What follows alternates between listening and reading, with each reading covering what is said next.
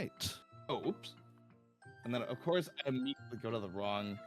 Oh, did The you go wrong to the window. wrong screen? I It's did go to okay. my game screen instead of my chatting screen It's fine. We just immediately. all got a scuff. Hey, Fake, thank you for the firsts again. And go eat. Go have some fun. Go have a good dinner. Yeah, hello everybody. Sorry we are a little late.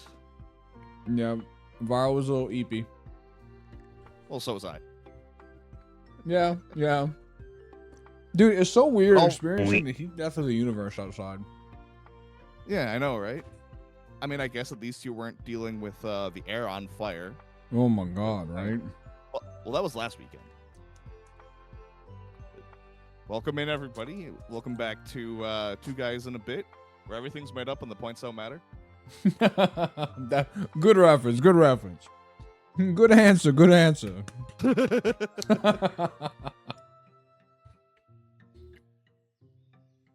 All right, man. It's been about 2 weeks. What you been up to? What have you been doing? Surprisingly, feel? not a lot this time. I went out of my way after everything from a couple of weeks back. I went out of my way to go. I'm doing jack shit. Although I did help some friends move like 3 tons worth of stone pavers yesterday, so I am not doing great today. But you know, life goes on. Yeah, muscle failure is a thing. Indeed. How about you? How's life been treating you? I've been pretty all right.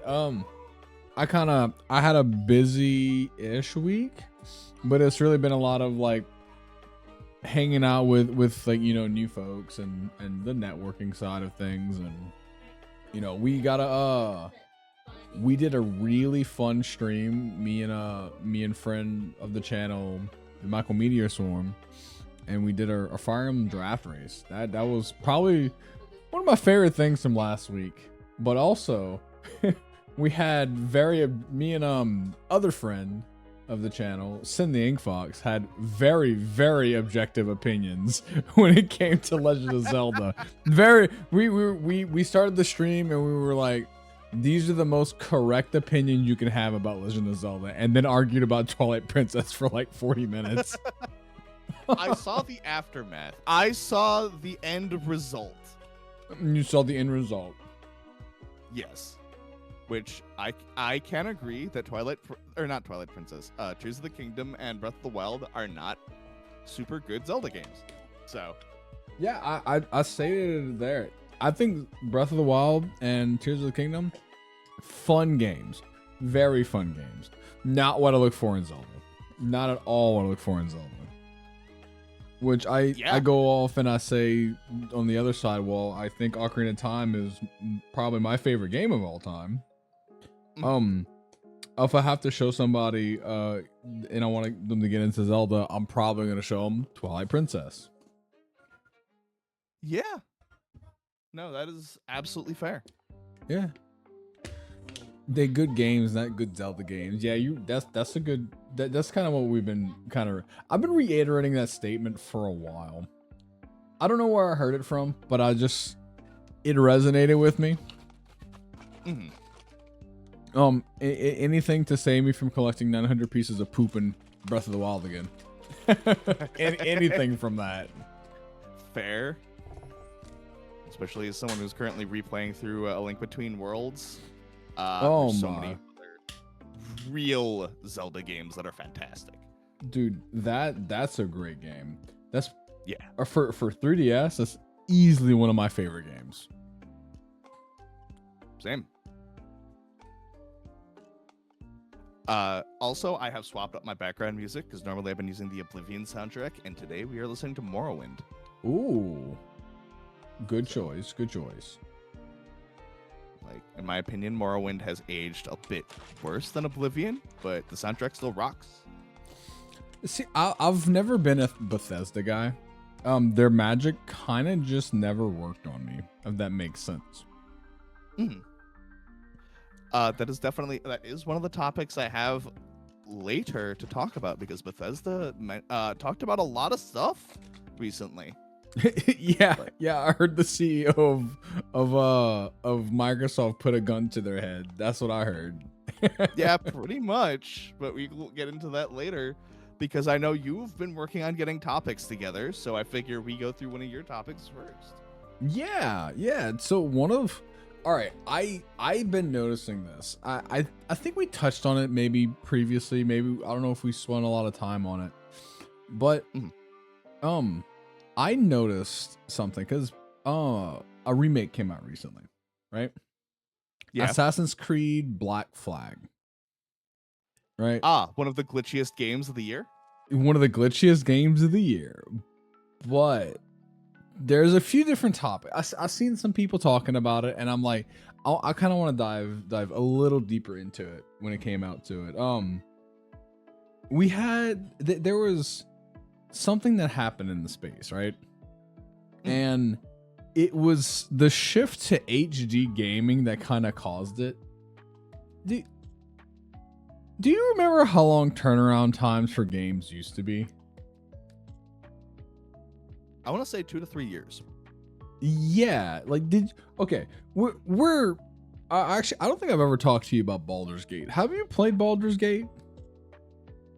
I assume you mean 3. I have. I played it, mean I've never all of finished it. them, right? Like Baldur's Gate 1, 2, 3, Dark Alliance, Dark Alliance 2, and any of the spin-off like D&D style games. So, I have played some of them. I've never beaten any of them. I think the one I logged the most time in was Icewind Dale. Okay. Baldur's Gate 3 I never finished because I didn't do a lot of exploration and soft locked myself in the third act, Oh no. where I got to the third act and all of a sudden I was unable to win any fights. So What? Yeah. I've done that. I've done that in a much lesser game. fair. Have you? I've done that in Star Ocean 4. Okay. Yeah, there's a boss in Star Ocean 4 where it's a drop down, like you have to jump down a tunnel to get to it, and then there's a save point right there. There's no way to get back up, and it's one of the hardest bosses in the game. Oh, I love that. Yeah, and if you're not aware of Star Ocean 4, Star Ocean 4 has some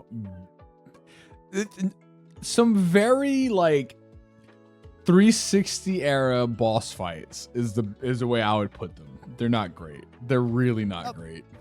That is fair. I am very familiar with the Star Ocean series because 3 is one of my favorite games, and Oh, John. Oh played man, I know this is how I know we're friends.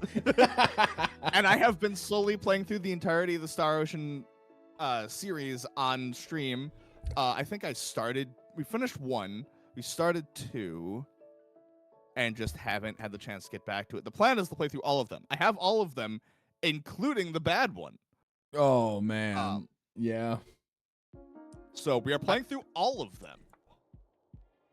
All right, I'm gonna have to start tuning in whenever you play this. I know you've been on the 14 grind. I know you've been hard on the 14 grind. Yeah, I think after I know I've talked to you about this. There's definitely points of like I wanted to step back from stream and do more of the background stuff, but there's certain games that I'm like, no, we're playing through this entire series, and Star Ocean is one of them. Yeah, and then there's also me in the background being like, do it, have fun.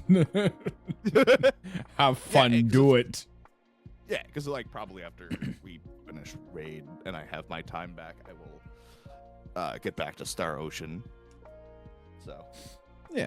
So, Star Ocean is actually another great example of what I was going to say.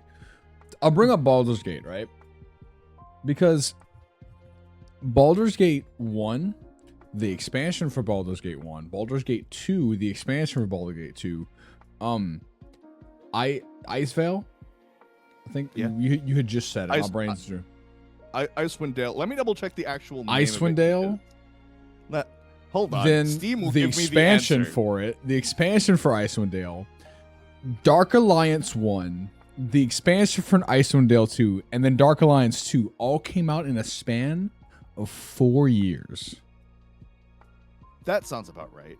And when you think about that now, that is unprecedented because we have games that are taking a decade to finish, right?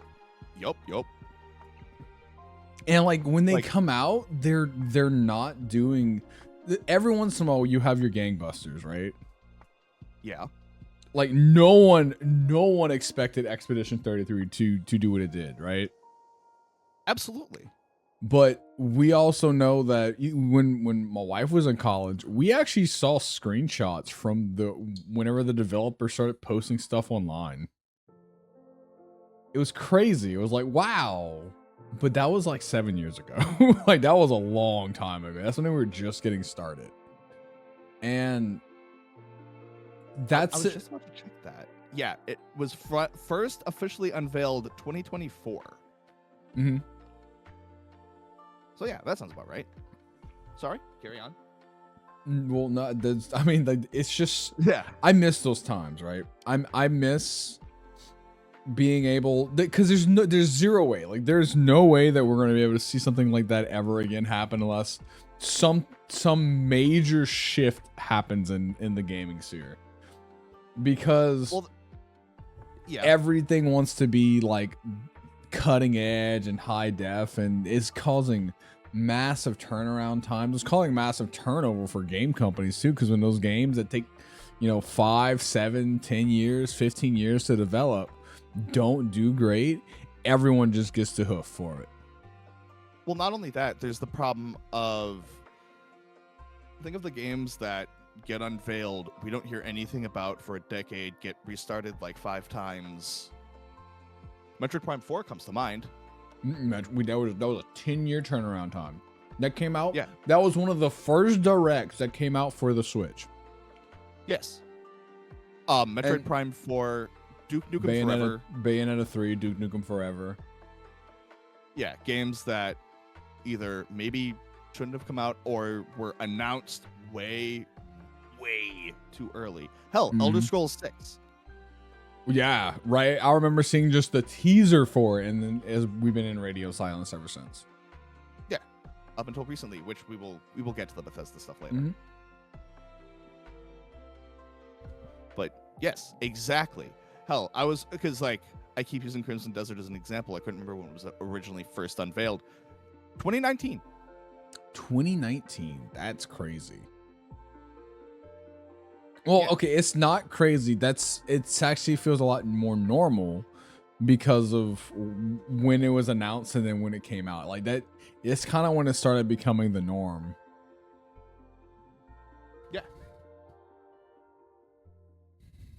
Because games, yes, there are plenty of. So, actually, all over the place. But I wanted to bring up one example: Call of Duty.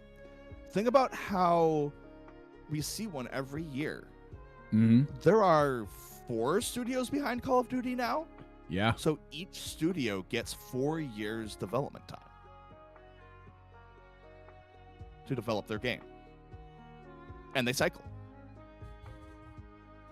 Because even games as iterative as that, or even sports games, just because they're coming out every year, the Call of Duties, yes, exactly, because yes, they do come out every year, but it's a 4-year development time, and they just keep cycling through. That's why you'll see a Black Ops, and then a Modern Warfare, and then maybe another Black Ops, and then some standalone thing like Infinite Warfare, and then back to Black Ops, because they're all working on their different versions, and it's also why you don't really see anything unique for like 3 or 4 years. Mm-hmm. Just Yeah, Conrad, because of how they're balancing. the newest Call of Duty was not good. Like, Yeah. people were mad about that. I was also working at GameStop when it came out, and like we were forced to do a midnight release. Nobody showed up. Wow. It was me and the manager. It was actually a really cool moment, right? Because it was me and my manager from like 9 p.m. to 11:59 p.m. doing nothing but talking about our journeys in Final Fantasy 14. Because he also loved Final Fantasy 14. That is hilarious. Oh, I have a midnight release story for you. Ham, I can't believe you just flashbanged John once and then me 3 times. Let's see how it is. So way back in the day, I believe it was the midnight release of God of War 3. I didn't go for God of War 3 because the last month I had been playing Dragon Age Origins nonstop. That same day for that midnight release was also the release date for the expansion of Dragon Age Origins Awakening. So everyone else is there for God of War, and I'm like, oh, I'm wow. here for Dragon Age. And they just like let me jump the line. There was another thing that happened for me too, because we were playing we were, you know, going to the Switch and Breath of the Wild again, right? I was so excited for Breath of the Wild when it first came out. And man, when it was actually me and Soup, I was sick. Like I was sick as a dog. I was in there and I was just like coughing up a lung. I felt like absolute garbage. But then I put my hands on Breath of the Wild. I didn't get a Switch. I didn't get it on Switch. I got it on Wii U because they were sold out of Switch. And I'm like, do you guys have the Wii U copy? And they're like, yeah. And they're like, cool, give me that. And then me and Soup went back to my house. We played it up until like 5 in the morning. Went to Walmart to wait outside, and it was cold. It was like the coldest it's been in a long time outside, right? I'm still feeling like garbage. And now we're talking to people who are now waiting for the Switch. I think Soup was the last person in line because he ended up getting the Switch. We reconvened after we were able to get in at 7 o'clock, get the Switch, went back to my house, unhooked my Wii U, got back in his truck, drove to his house, and then we just stayed there. I'm playing it on the gamepad itself for the Wii U, and he's playing it on the Switch. And we're just like, yo, man, hey, what if the Master Sword is in the Lost Woods? And then like my eyes light up and I was like, I need to make my way to the Lost Woods right now. Right? Like it was a great time because it was that moment of discovery, right?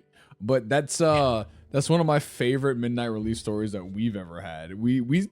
I don't think I went to sleep till like 9 p.m. the next day. Like I stayed up for like 48 hours, sick as a fucking dog. God. Oh God. I got so much stuff day one for Switch. I pre-ordered like a bunch of different things from like 3 or 4 different places and just worked from home that day and was just sitting there refreshing like 4 different shipping links. Oh man. I still have a picture of everything that I got. I have to go dig it up. But yes, I understand how insane that day one was. Yeah, Mine was not as insane as yours, but still. It was a good day. It sounds like me when I got my PS5. Yeah. I believe it.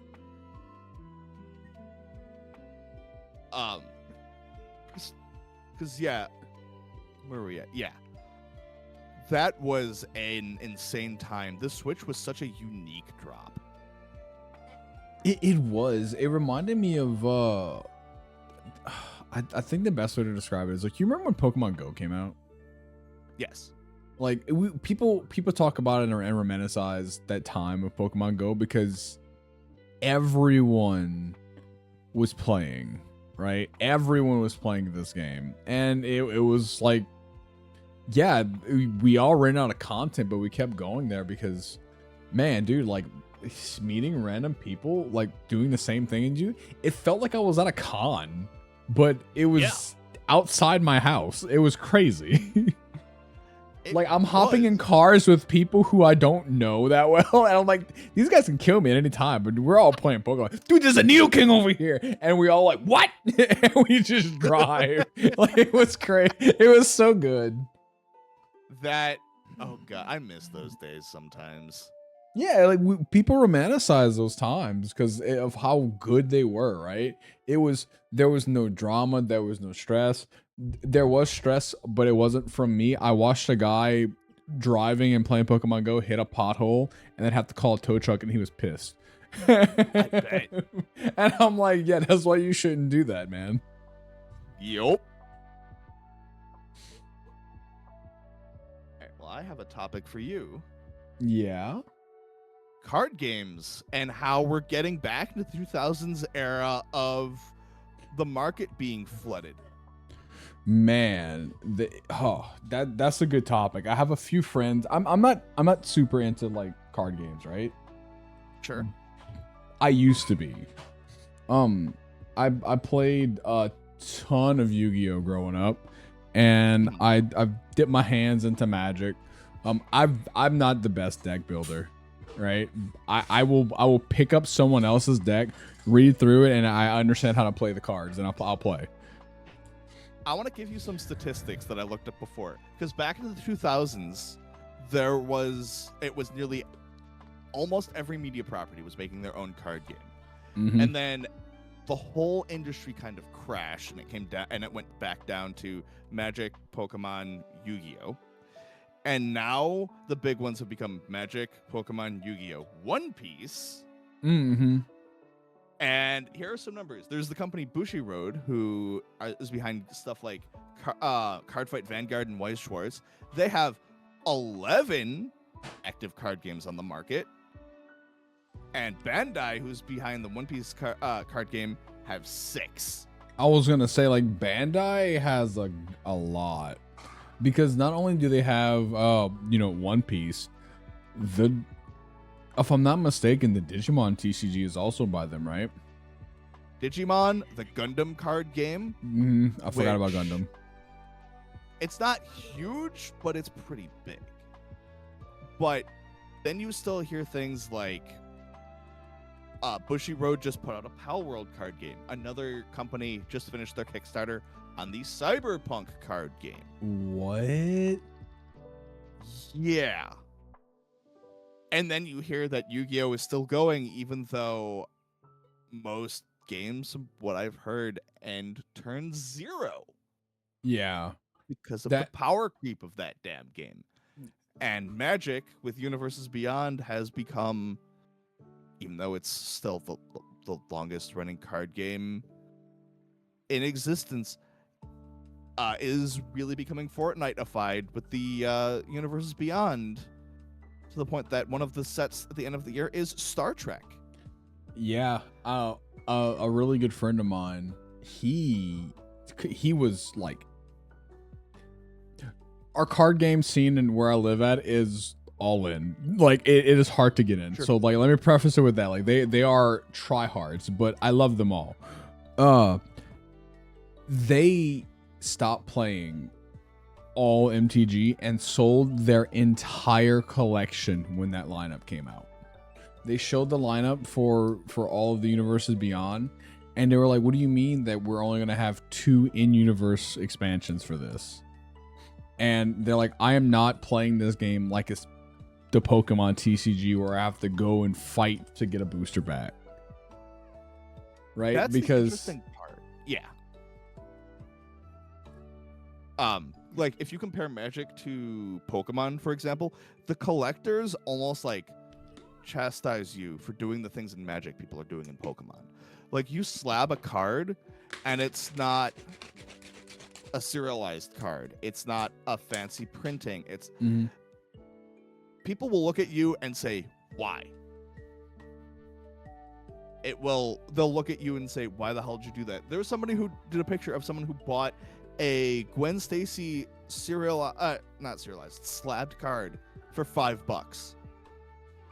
Because Magic cards are game pieces.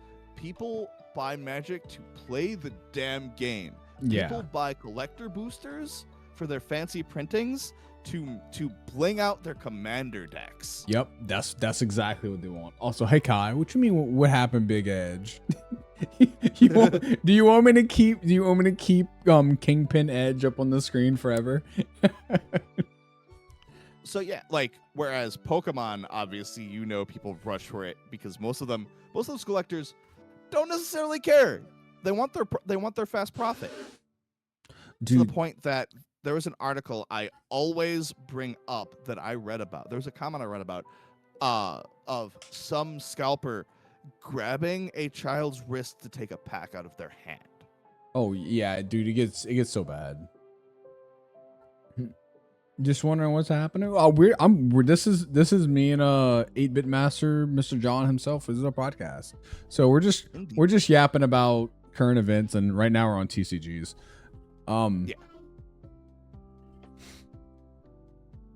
Oh yeah, absolutely. Because I think that does at that point it becomes assault. Yeah. But scalpers do not care. The fact that Target and other places are now like ripping the plastic so that they cannot resell them as sealed. Because they Is will. fantastic. It's Yes. every single avenue. Like they will. Once again, I saw it working at GameStop, doing the releases over there. Having a line of people outside the door, like they had to develop an entire new way to process their inventory and the amount of volume that we get in the store. Mhm. It was wild because, okay, you know, the problem here is not just collectors, is that people are treating these cards like stocks, right? Yes. Like they're getting like, oh, what's the chase card? And then they find the chase card, they pull the chase card. There is zero question. I'm like, oh, this is the chase card. I'm not gonna take it. I'm not gonna do anything. It's immediately going into a sleeve, immediately going into a card saver, and then I am sending it off to PSA to get graded. Yeah. In Magic, they'll look at you like you're insane if you do that. Yeah. To where it's such a lucrative hobby, but it's such a fleeting hobby at the same time. Like people are just, they kind of do the opposite of what we typically see in anything really. Like imagine buying a game, opening up the piece, and they're like opening up your game and like, oh, I got the golden disc, and you just close it back up and you go and you slab the game. Like, no, I'm not doing that. It's crazy. Yeah. Exactly. Because like I've heard stories that One Piece is getting into almost like the investing level market where there's a lot of very expensive cards, but apparently it is policy for all of those Bandai and One Piece stores that they do just rip the box. That you actually get a better price if you let them rip the box in front of you. Yeah, I've seen those. Also, hey Jay, how are you doing? Thank you for showing up. First time chat, nice.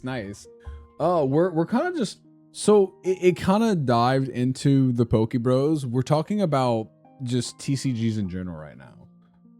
Yeah. But talking about how lucrative that is. I've seen our local card shop does that same thing. It's like, hey, if you rip it in front of us, I'll give you $15 off. Just like straight up. I'm like, oh yeah, okay, cool.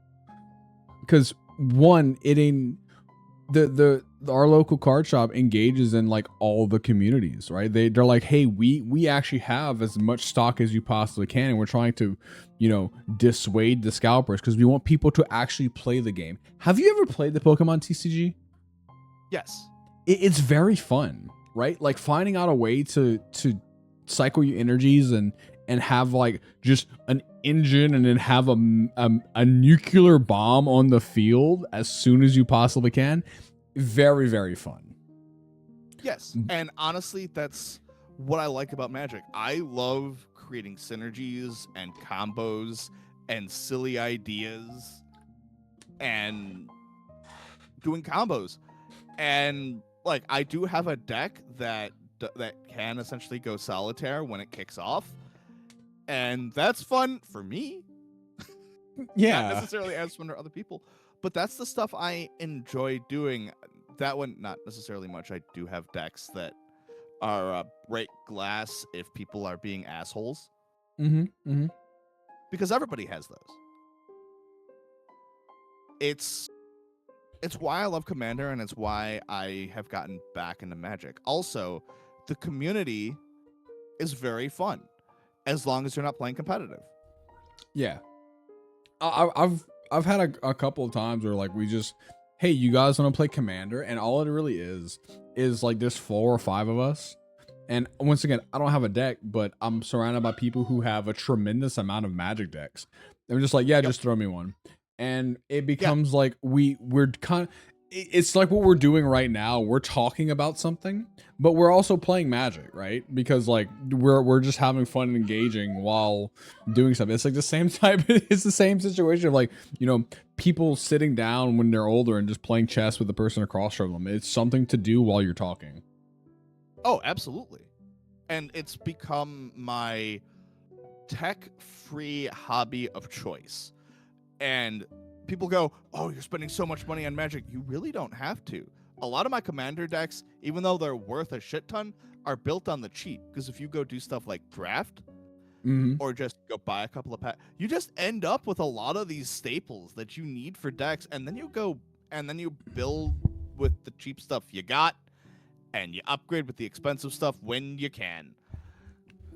One of my favorite types is Pauper. I love Pauper, right? You know, hey, everyone, you have to spend less than $1 on the card and build a deck out of it. Because you can do some really fun stuff with it.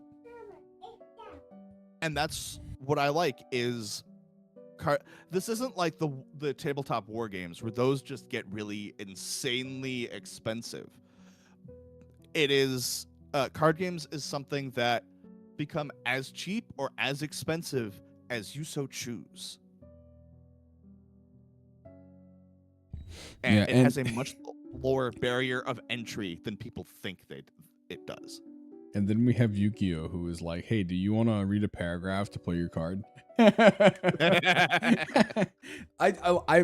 I shit talk them with a lot of love in my heart.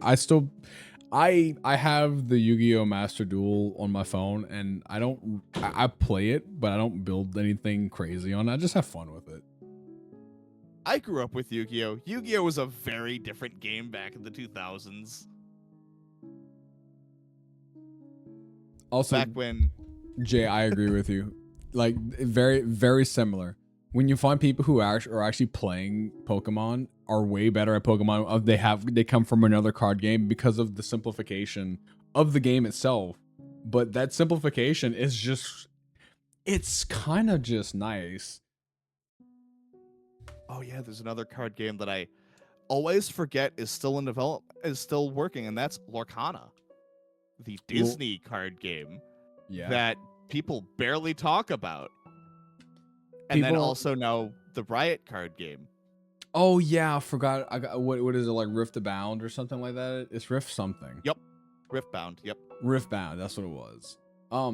And that's not even to like go off of something like, you know, B mentioned it a little while ago, Union Arena. Union Arena it's kind of just like what everything a bit, because they also had Fire Emblem cards. I remember seeing like all of the like amazing art that came out for these cards, and I'm like, I want them, but I can't. I have to import them. That's also what Weiss Schwarz is. If you look up Weiss Schwarz, it is literally Anime the card game. What was that? There was another TCG. I don't remember what it was. I don't think it was Weiss Schwarz. It was something else. It was a very weeby like card game. I bought a deck, never opened it because everyone like I started it and no one else played it around me. But going to the Digimon TCG, but not the Digimon TCG. I want to talk about that because I have a lot of positive things to say about that one. Sure. The One Piece TCG. I have no idea how to play that game. I don't know anybody. I don't know anybody in my immediate area that actually plays the game. The only people that I know are they're just collectibles. They're not like it's not a game. It's just I feel like they're more like baseball cards that go for absurd amounts of price, right? Like we once again at GameStop, I kind of used to do the thing where it's like they're like, hey, can I open this pack here, because we let them submit the PSA, and I'm like, absolutely, go ahead, have a blast. Like I have the sleeves, I have the savers. You give me the money and I'll pop them out right now. Somebody pulled like some song.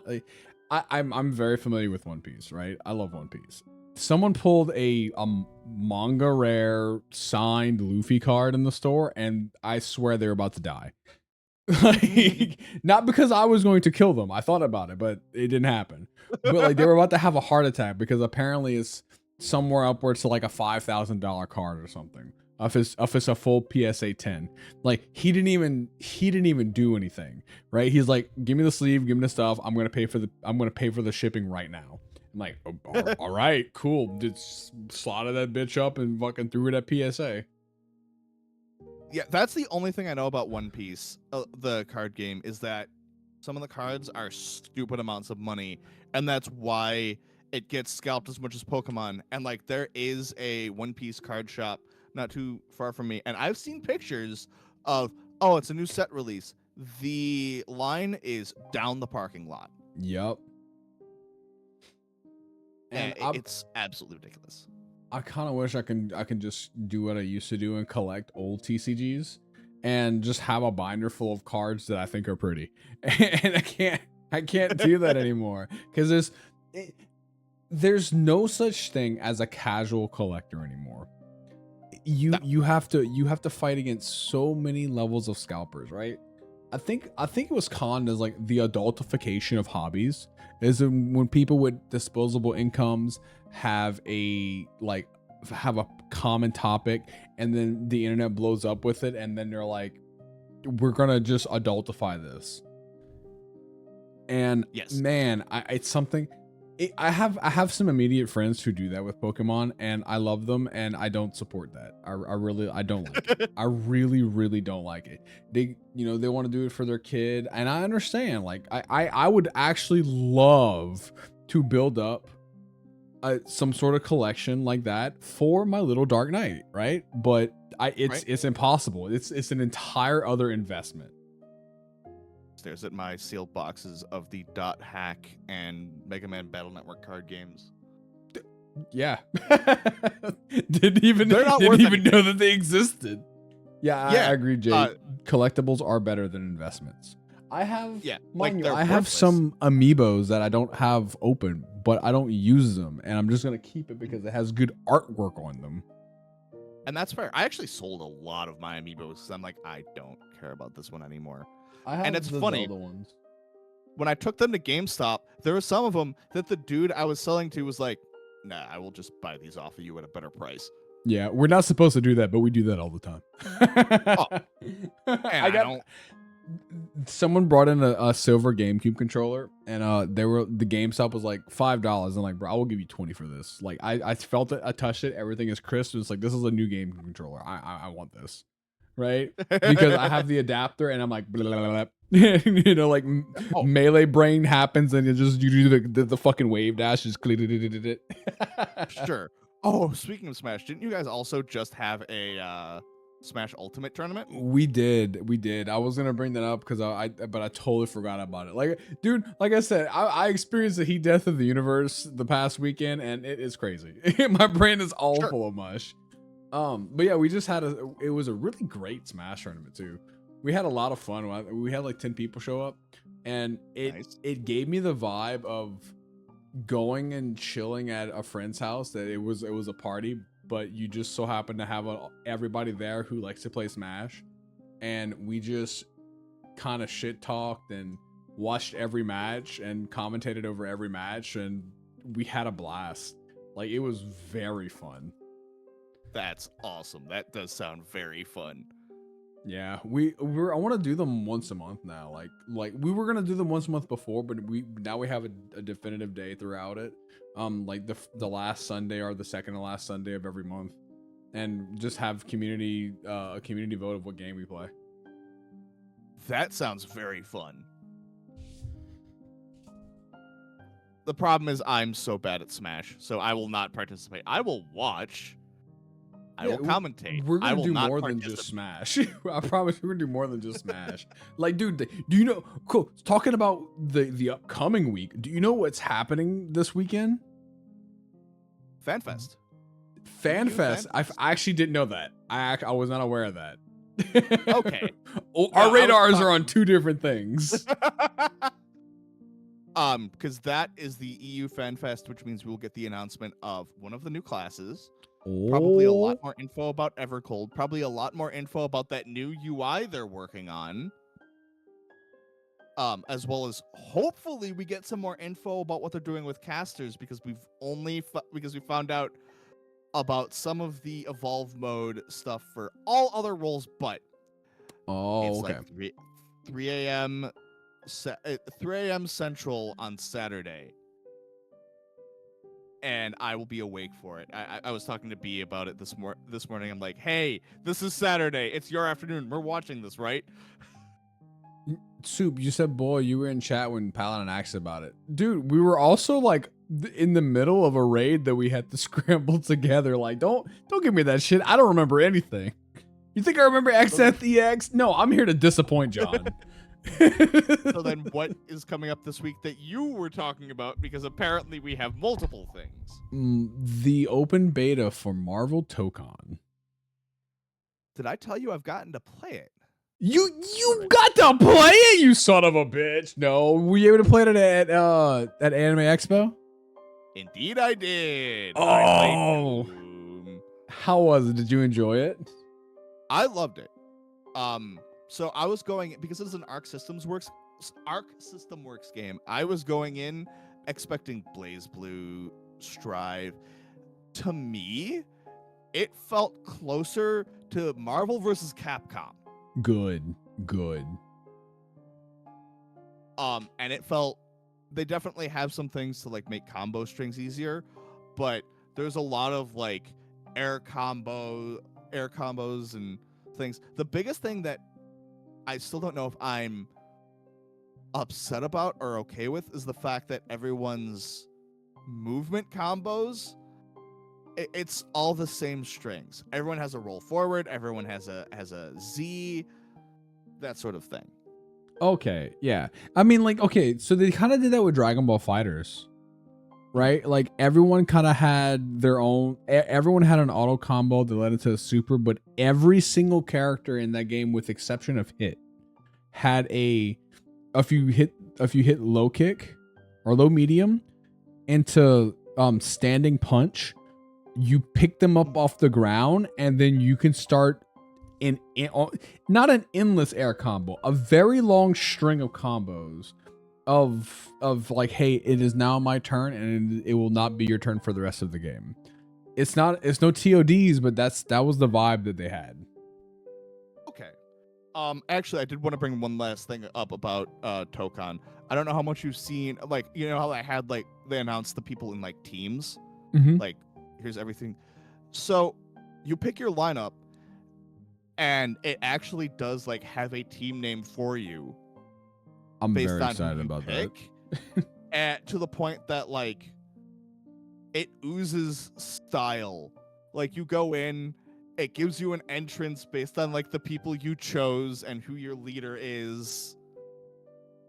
And the coolest thing is like you have your main person, and like as the matches go on, depending on who wins, you actually do get that's how you get access to the other people in your lineup to swap between. Yeah, I saw that it wasn't just immediately out of the gate like 4v4, and at first I was scared, but I'm excited about it. Like the more I see about it, I've been teetering on like wanting to like it and wanting to like, I didn't know where I was gonna put at it, but like no, it looks really good. It also may or may not have one of my favorite designs I've seen of Magic, and I love Magic, man. Also, hi Aku. I think me and John are having a great podcast. So far it's been a good day too. Yeah. Cause yeah, I who did I play? I played Iron Man, Doom, and I don't remember who else I played, because that's mostly who I swap between. But I love me some Doctor Doom. Foot dive, foot dive. Was that you? Was that you? No. So now that the Doomsday trailer is out, I've The been seeing Doomsday some trailer very- is out? What? It came out this morning. Oh, jeez. I have been seeing some interesting takes on Doom, and my favorite way that people who know the comics have explained Doom to other people is Doctor Doom is Batman. And I'm like, What? No. yeah. Well, 'cause the thing is, Doctor Doom, his big thing is he's not the best at anything. He's the second best. He plans, he schemes, he knows what's going on. He knows how to stop you because he's figured it out ages ago. Okay, okay. When you put it that way, okay, I understand. Yeah. Like, in my opinion, one of the best versions of Doom is if you have seen the cartoon series Avengers Earth's Mightiest Heroes, Mhm. and if you haven't, we are watching it. There is a storyline for that game. Like there's a storyline for that series for Secret Invasion. And the start of the second season, he's like doing scans on Sue Storm, who the version he kidnapped ended up being a Skrull. And then just like halfway through the season, he just breaks into where Iron Man is hiding. He goes, yeah, so I developed this chip already to be able to scan for Skrulls. I'm not doing this to be a good guy. I'm doing this because they're getting in my way. Because that's what he does. I'm watching this care. movie and I'm He's like, there's so much that is happening in this trailer that, like, Jesus Christ, I miss so much Marvel content. Yeah. I'm excited for it, but we will see because people keep talking about the leaks and stuff. Are going, this movie's going to suck. I'm avoiding all the leaks. No, This is I all I don't. need to know if I'm gonna watch this movie or not. And Like, the most important thing I see in here is the way Doom looks, and I think he looks perfect. Doom He looks does. perfect. From my understanding, Robert Downey Jr. has been going through and reading a bunch of Doctor Doom comics, which makes me hope that he is going to do the thing where Doom speaks in third person. You see him and he goes, Doom is this, Doom is that, Doom will bring about your destruction. I love Doctor Doom. He is fantastic. If they ruin Doctor Doom, I'm gonna start flipping tables. They are, in my opinion, they already ruined Ultron. Yeah, Ultron was. I like, so not knowing of Ultron and then watching the movie. I like that Ultron, but also the coolest thing I've seen that Ultron do is fuse with Sigma and Marvel Infinite, which is really fucking cool. But it also is kind of mid. But that's why I'm saying, like, when there is time, I will show you Marvel's Avengers Earth's Mightiest Heroes, because in my opinion, it is one of the best way to introduce people to the comic versions of the characters. And a lot of those, and that's how I started going down the rabbit hole of comics and how I've started to love Secret Invasion with the Skrulls, Ultron, Taskmaster. You know, all of the things that they ruined in the MCU. Yeah. Jay has some words for you, by the way. I don't know if you saw them. He does not agree that Doom is Batman. Is like Batman. Yeah, and BG7. Yeah, like that's also like I didn't necessarily agree that Doom is necessarily Batman, but he has a similar thought process. And that last part is I agree. He lets you think you got ahead before planning and before, being 7 games ahead. I completely agree. And that's what he does. And that's also why Secret Wars was always going to be a Doom movie. Because that's what he does. We're probably going to end up getting a scene in Doomsday of him just killing all the versions of Kang, which, by the way, I'm so disappointed we're not getting more Kang because I think Jonathan Majors did an incredible job at his portrayal in the MCU. Yeah, but then he And did some terrible things out of that, right? he did, and it sucks because he was doing so well. They were literally building this era around him, and he goes and fucks it up. Yeah. Because I like Kang. I do not think he plays well to a normal audience. Well, I think we need something striking in these movies, right? Because like I've seen them. Yes. One of the reasons why people love Loki is because of how unpredictable he is, right? Like you watch the Loki series and there's so much stuff that you don't know what's about to happen. So it's engaging in that way. That's why people like Scarlet Witch. Yeah, and that's why I'm excited for Doomsday and why I'm very hopeful about this version of Doctor Doom. I'm gonna be so pissed if they screw it up. So pissed. I think with I'm kind of over it now, and I'm kind of happy that I'm over it now. I'm getting reinvested into just superhero movies again, right? Because after what was it? I think it was like Guardians 3, because I did not like, dude, Love and Thunder sucked. Like, man, Love and Thunder sucked. Yes, and they were essentially building up to Kang versus Loki. Sorry, go ahead. Yeah, I saw the comment from Jay, and I didn't watch any of the series, right? I was kind of just burned out with them. I saw season 1 of Loki, and I'm like, yeah, this was pretty all right. And then the internet was like, this is our new Tumblr sexy man forever. And I'm like, I'm kind of over it, right? I'm just, but Love and Thunder was like death by 1,000 jokes. That's the problem. And it's the wrong series to do it with, because talking about Guardians 3 was a really good movie that was very serious in comparison to what it should be. Those roles should swap. Like Love and Thunder should have been the more of the serious thing with their, a couple of quips, but mainly because of the way they've built up that Thor. Not like every line is a one-liner and joke. That should go to Star-Lord, right? Yes. I want to bring up an interesting thing, because people keep going, oh, but he did so well in Ragnarok. Taika Waititi did not write Ragnarok. He only directed it. He wrote Love and Thunder. Mm-hmm. And he has gone on record to say he has not read Thor, and he doesn't really like Thor comics.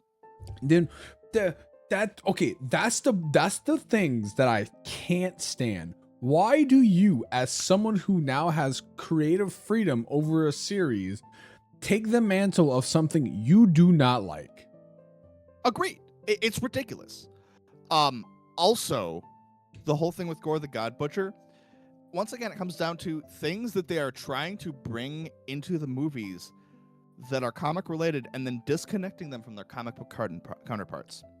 The Necro Sword that is used by Gore the God Butcher is the sword of Null, God of the Symbiotes. But we could not have Null, God of the Symbiotes, because of Sony. Also, Dark World is better than Love and Thunder. Yeah, I was. That's not even a question for me. Dark World is way better than Love and Thunder. Here's the thing. I don't hate the serious Thor movies. I think 1 and 2, while not the greatest movies, are watchable. Yeah, it's the same thing with Iron Man 1 and 2, right? Like 1 and 2 were like 2 was okay, right? 1 and 3, it's kind of like The Curse. 1 and 3 were really good. Yeah. Honestly, the biggest thing about Iron Man 2 that has not aged well is the Elon Musk cameo. Yeah, it really didn't. But the rest of stuff about Iron Man 2, I quite enjoy. Yeah. So Jay, to be on that topic, right? There's a lot of things that people are coming out that are like, maybe I was too harsh on this. We talked about Metroid Prime 4 earlier. People hated Metroid Prime 3 for a very long time Metroid Prime 4 came out and people were like, maybe I was too harsh on Metroid Prime 3. That's what's happening. That's what's happening right now. Love and Thunder came out and people were like, maybe I was too harsh on Dark World. Yeah, it's funny because that's exactly almost the kind of thing that happened with Star Wars. Yeah, right. The sequel trilogy came out and people were like, I was too hard on the prequel trilogy. Mind you, Yup. I've always been I love those. Maybe not Attack of the Clones, but like Revenge of the Sith and the I can't remember the name of the first one. Oh my god. Phantom Menace. I love those movies. I think those are fantastic. But I also love, 4, 5, and 6. So, I'll be honest. The prequel era is my favorite era. It's very understandable that the writing of the prequel movies was weaker, but then you look and see at like some of the shows that they've done, some of the other movies they've done, the comics and stuff like that, and you realize the prequel era is really fucking cool. Yeah. Also, hey Alvis, long time no see. Yeah, I started doing podcasts with my friend John here. Hello. we yap about like just topics and events. Like right now we're kind of just on movies right now because Doomsday was brought up. Yeah. I will say this. As someone who got into Star Wars way later than he probably should have, right? Because I watched him like growing up, but it never really stuck with me. Watching Clone Wars through and through for the first time, I was like, I hit that one Danny DeVito meme. I get it now. Yeah. So I got into Star Wars with the prequels because my household was a Star Trek household. My dad was into Star Trek, not Star Wars. So I definitely got into a lot more. Like I was shown Star Trek Borg and Next Generation, and like when J.J. Abrams was remaking the Star Wars movies before seeing the second one, my brother and I were taken to a theater showing of the original Wrath of Khan. Oh, okay. So, also the newer version with Benedict Cumberbatch as Khan was not as good, and it bums me out that for the Star Trek set for the Khan card they're using Benedict Cumberbatch instead of the original Khan. Yes. See, like, here's one thing that like I kind of growing up and experiencing both, I didn't really understand. It's like there's really not a good. They're not two series to compare, right? They're like, because Star Trek is science fiction, like straight up. Yes. Star Wars is not science fiction. Star Wars is fantasy. Is space fantasy. Yes. Space fantasy, yes. Like and grow like people like I understand why, you either like one side or the other, because it's kind of like the same with people who like I like anime, but I don't like all anime. I specifically like mecha, right?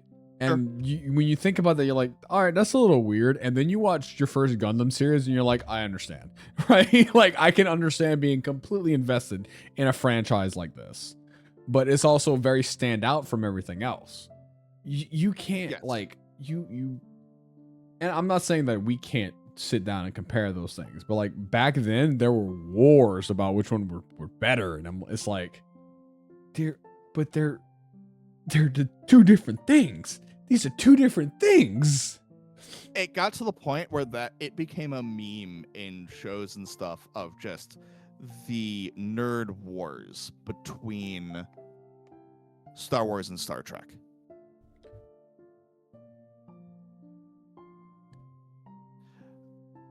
And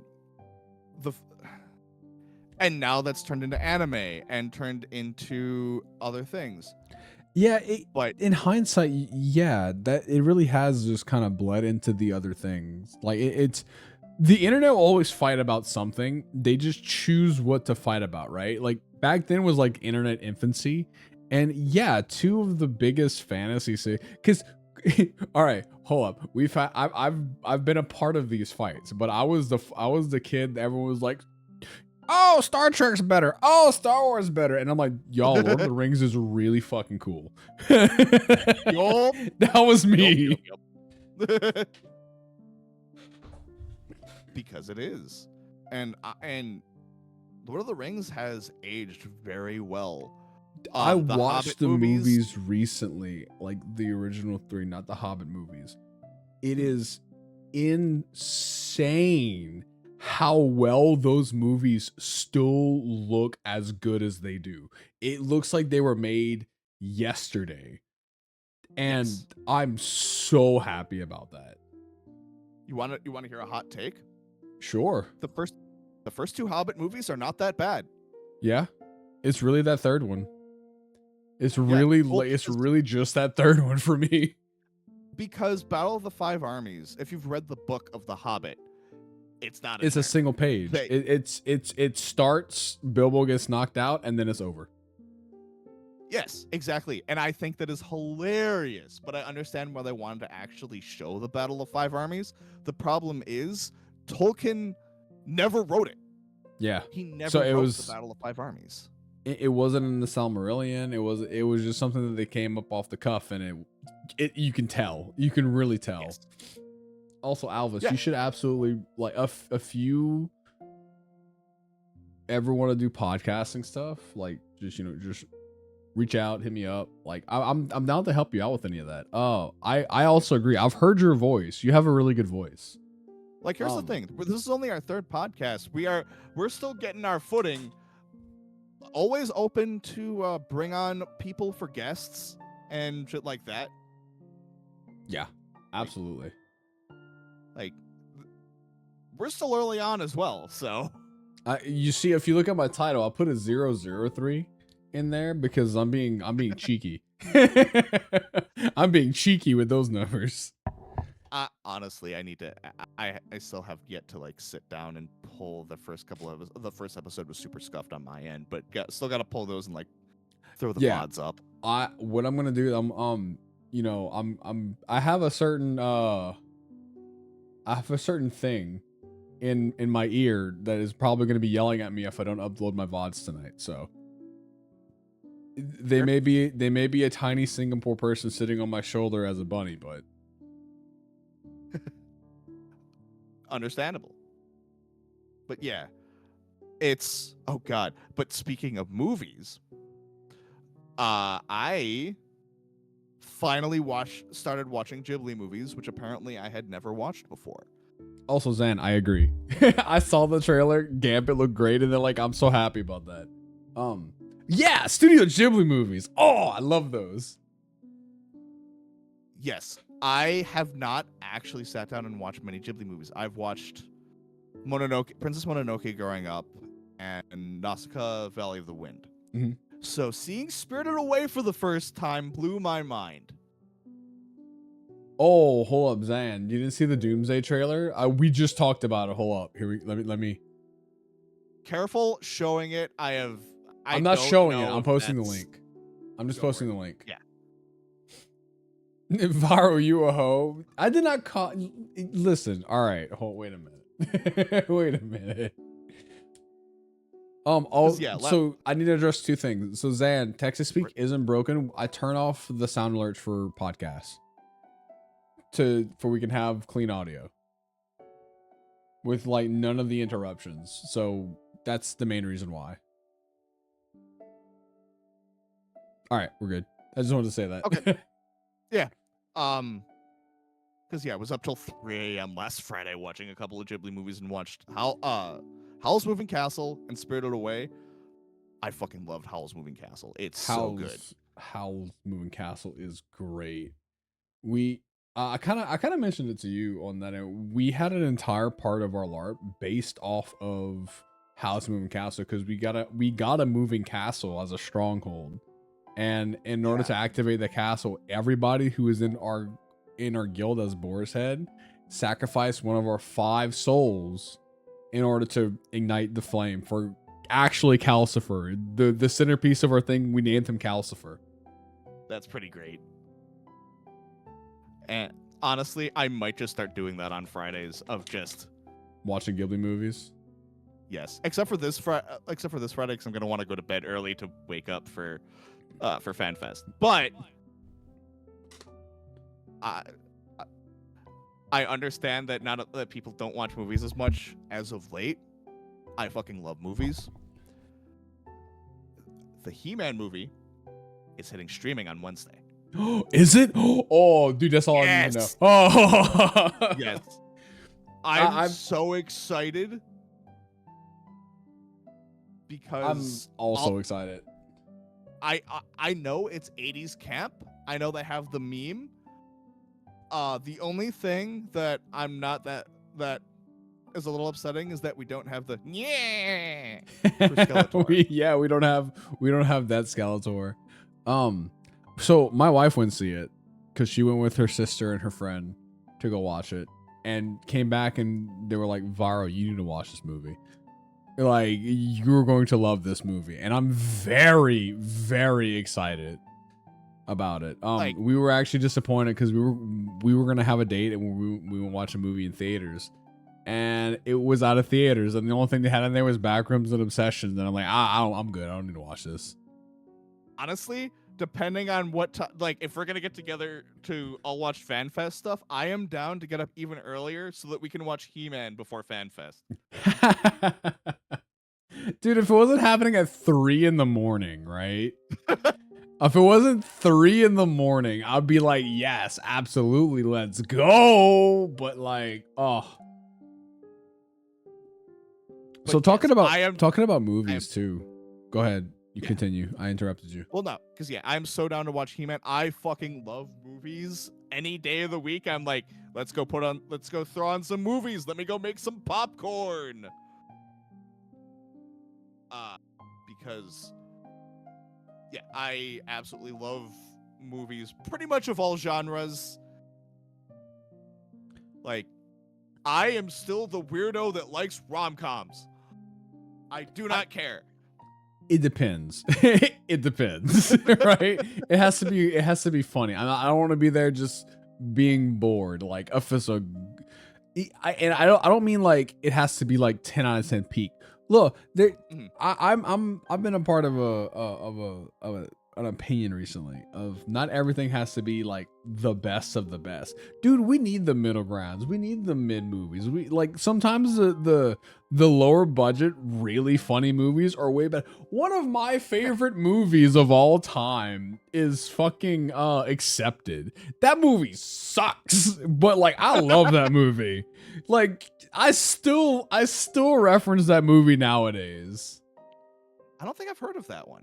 What? So Accepted is whenever they go to apply for college, but they fail, so they make their own fake college, and it kind of just kicks off. It has like Justin Long and a couple of other like popular names at the time. Okay, now I know. Jonah Hill's in it. That's him. That's the movie where he's like, "Would you like to touch my wiener?" That movie. Yeah. Yes. Okay, now I know what you're talking about.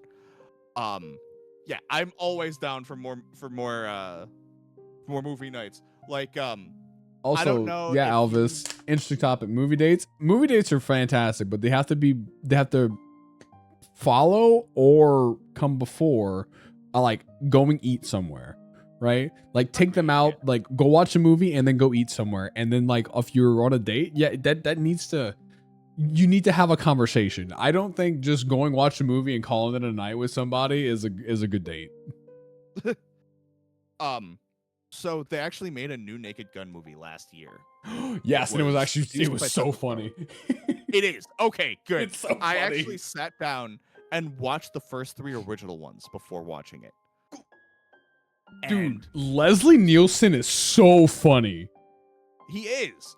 And I think that's why Liam Neeson also makes a good follow-up, because before doing comedies, Leslie Nielsen did do dramas. Yeah. And so seeing that that dichotomy is also what made Liam Neeson such a good pick, because you know him as the action guy, the drama guy.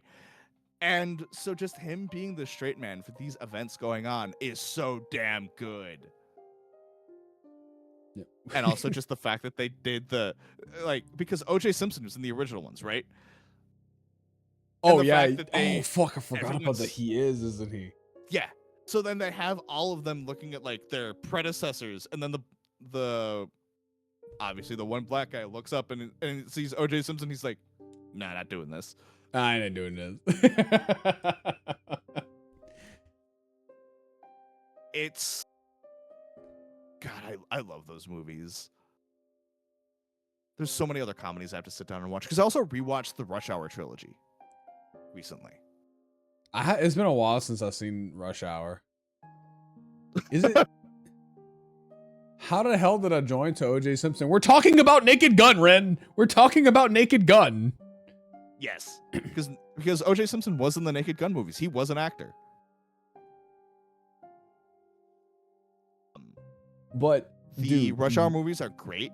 I understand why there are people who say the first one is way better than the third.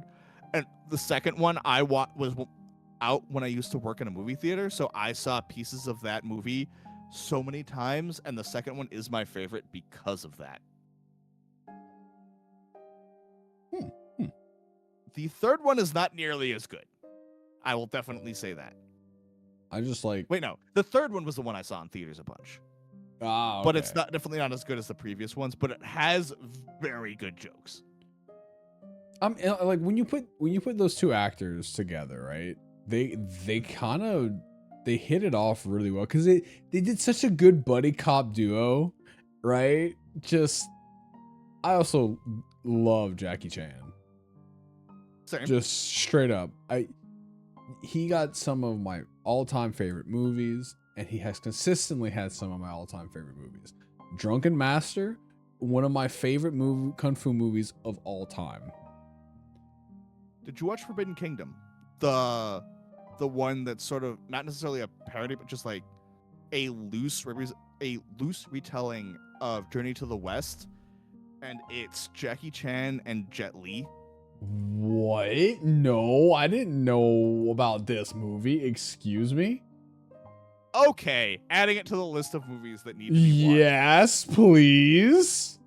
No, It you is- said the two magic actors, and you said Jet Li and you said Jackie Chan. All right, I'm down. And Yeah, Jet Li's okay. is Sun Wukong. Okay, that's all I need to know. No, he's not Sun Wukong. So what happens is the main plot of the movie is a white kid who gets super into kung fu finds the Monkey King staff in a store and is essentially taken to ancient Japan. And hold on, let me go delete a bot. And essentially has to take the staff back to Wukong and comes across Jackie Chan as a drunken fist master and Jet Li as a monk. And there are Jet Li Jackie Chan fights, and honestly the movie is fantastic. It's Yeah, not the highest rated movie. I think it's like sixes across the board, 6s or 6.5, something like that. It's still a great movie. Yeah. No, and like, okay, but we were just talking about that, right? Like, that's fine. Yeah. One of mind you, I think we're you from this conversation. Kung fu movies, yes. Yes. Okay, Ip Man, yes. I don't know if I've seen that one. Oh, add it to the fucking list, then, man. Add it to the fucking list. Okay, but if you've never seen Ip Man, right? It is the story, obviously romanticized a lot of the teacher of Bruce Lee with the fighting style of Wing Chun. Ooh. And the lead in the movie is Donnie Yen, and it has some of the best on-screen action I have ever seen. Okay, I'd be down for that. Like, the second movie had what was this? Hold up. Like, there's one movie that, speaking of just mediocre movies, that just is just a big spectacle. Have you seen the live-action Speed Racer movie? yes, I love that movie. Like, that's That is probably one of the only movies that I'm like anime to live action movie that I think is perfect. Right? It's like I would this agree. movie did nothing wrong. They captured all of the emotions and they made it a visual spectacle. Yes, and it has John Goodman just like throwing people across a room. That too. It's oh god, I think I've seen White Chicks once growing up, and I'm like, Oh my god. I don't know if I'd ever need to see this movie again. So quick thing, because I wanted to like before we move on for Sure. Itmon, right? The second movie itself. Are you familiar with like martial artist actors? Yes. So just the first two people in this movie is Donnie Yen, which his reputation probably precedes him. He's kind of the guy. And then the secondary build cast in this movie is Samo, who is also an amazing martial artist. And it's just it oozes with great. Dude, there's like a fight on top of a table between the two of them, and it's so well constructed. Oh, dude, I need to go. I want to. I'm talking about it. We should rewatch Itmon. Like, oh my god. I'm definitely down to watch it. Fuck, we just need to find. Honestly, I need more excuses of just hanging out on weekends. I am so down to just be like, cool. We're just gonna hang out, group of us in chat, and just watch movies. I am so down. Yeah, dude, we can turn into like a community night thing. Like we can do like what we were doing recently, like how we do with our fighting games. We'll make a stage and we can throw the movie on. So like, there's not a lot of chatter, but we're all watching a movie. True. The only concern I have about that is you'd have to do it watch party style of just the timestamp is in the corner. No. It wouldn't be a stream. It wouldn't be a stream. Oh, no. It would be like us in like on my Discord or a Discord in general, if you want to do it with as a community, right? Yeah. The stage feature in the stage feature in Discord is actually really good. Okay. Yeah, I have not used it, but that is a good idea because there's so many movies that I am down to either watch or rewatch. Because there's so many of just like. I mean, I watch way too many shows. I'm rewatching Doctor Who because they just got re-added to a streaming service I don't have to pay for. Ooh. So, love that show. Well, I've loved what I have watched. I have heard The Last Doctor before the most recent wasn't great, and apparently it's not the actress's fault. It is the writing. Oh, yeah, I've heard of it. Yeah, because I've somehow avoided most of the Doctor Who stuff. It got really popular with like around my group of friends who were a little insufferable about it. And it had the opposite effect, right? I'm not a contrarian, but there's only so much information that you can feed to me about a series to try to get me to like it before I'm like, I don't think I like this. So, this is the thing that I like about it. Each episode is standalone. Yeah. But it is still serialized in a sense that you will definitely see a lot of reoccurring characters. And not only that, because each set of seasons is its own doctor. Like, you don't necessarily have to start at the beginning, even though it's, recommended. The episodes I have watched were from my mother-in-law, spending the night over there, and they have it on TV, so I'm not just going to ignore it. Sure. I've seen a handful of episodes, and I think they've all been fantastic episodes. Like, I don't know where they stand in the pantheon of Doctor Who series, but like watching there's two episodes that stand out to me, right? The first one was I don't remember everything that's going on, but like somebody dies and they're in like this manufactured place of what is like, oh, like they talked about heaven, but this isn't really what it is. You actually you live out your second life here, and it's an entire city. And then he gets the information that he's being cremated, and then they have to sit him down and tell him he's about to feel the worst pain he has ever felt when he was alive, because he still feels everything that happens to his body, and like that stuck with me. And I'm like, that is terrifying. I never want to be cremated. Like, that's also why I like the series, because it is not a horror show, but it has horror elements. Yes. And then they have some amazing scenes. Like, I watched Matt Smith. I watched the Matt Smith one. His final episode. Whenever he does the regeneration and he becomes Peter Capaldi. That episode's so good. Dude, like, even as a standalone episode, knowing little to no context behind the things that are happening, catching it, watching it, I'm like, I understand why people like this series.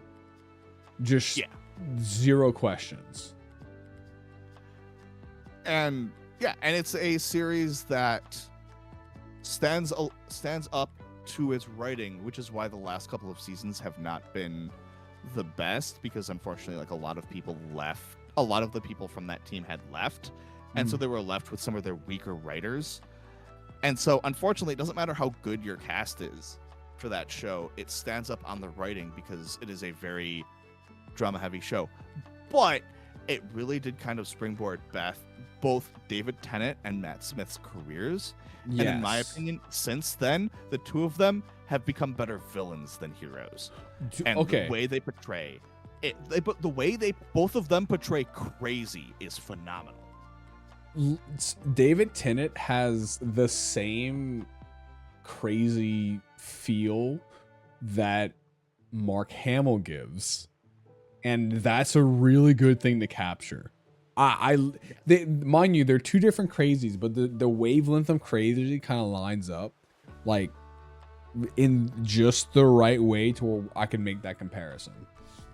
Yeah, like, Matt Smith does a much more calm and composed crazy in the stuff he's been in, like like Morbius. Yes, he was in Morbius, House of Dragon, Last Night in Soho, which is another very good movie. I haven't seen the House of Dragon. I do know that he is so cool in there. Like, I've seen him in full makeup and in the armor, and I'm like, I understand. Like, this is really cool. Yeah, like, he's a fantastic actor, and yeah, so is David Tennant. Like, seeing him in Jessica Jones, seeing him in, like, he was in like 2 scenes in Harry Potter, and the scenes he was in, you see how good David Tennant plays crazy. I don't remember exactly the name of the character. He was the one who it was Goblet of Fire, where he was masking as Mad Eye Moody with a Polyjuice potion, and then they finally get it gone, or they finally remove it from his system, and you just see how crazy the dude is, and he's such a good actor. Wait, who is Matt? What? Harry Potter and the Goblet of Fire. I lost the filter. How? Sorry. One of those actors, that's not David Tennant or Matt Smith that plays him, is he? So, I don't much remember about the older Harry Potter. Harry Potter and the Goblet of Fire, there is Barty Crouch. That's who he was. Yeah, okay. I was about to say, like, well, how do we get to him? Like, wait a minute, what's happening? Well, because the character drinks Polyjuice potion and masks as Mad Eye Moody to bring Harry out there to, like, get him to the spot where he's helping resurrect Voldemort. Yes, yeah, okay. That makes much more sense. Okay, like I don't know. I lost the thread of story at some point. I was like, what is happening? How did we get here? Because then at the end of that movie, they Snape gives him a potion that neutralizes the Polyjuice potion, and he turns back into Barty Crouch, and it's David Tennant, and he just goes full crazy. and does an incredible job. Like, I'm sorry. I know going back to the Harry Potter nowadays because of how garbage J.K. Rowling is a thing, but there's a point where it's already on streaming and I do not have to pay extra for it. I have the Blu-rays too. I would even just do that. I am down to rewatch those movies as long as I don't have to pay for them again. Because they were definitely part of my childhood. I still love those movies. I will watch them again. Is it? Yeah. Hate the creator, love the product. I completely agree with that. Like, as long as I am not giving the creator more money, I will continue to watch those movies. If that makes sense.